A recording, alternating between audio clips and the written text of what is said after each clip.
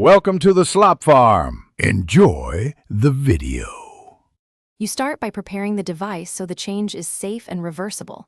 Make sure Wi-Fi is connected and battery is at least 20% or plug-in. Back up to iCloud now. Go to Settings, tap your name, choose iCloud Backup and Backup now. Once done, you'll sign out of iCloud from Settings your name Sign Out. Choose whether to keep a local copy of contacts, calendars, and Safari data. This prevents data loss when switching accounts. Now you remove the old account and reset if necessary. First, turn off Find My iPad under Settings your name, Find My iPad, so activation lock won't block the next sign-in. If you're replacing the iCloud account, erase the device via Settings General Reset, erase all content and settings.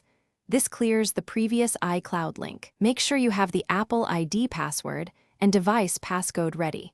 Finish by signing into the new iCloud account and verifying services.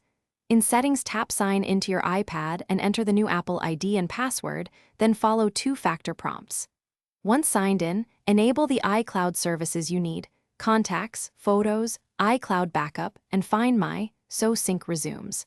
Make sure to wait for initial sync to complete before deleting local copies. If verification fails, try the Apple ID password reset flow or visit iForget. Apple.com, that is the key.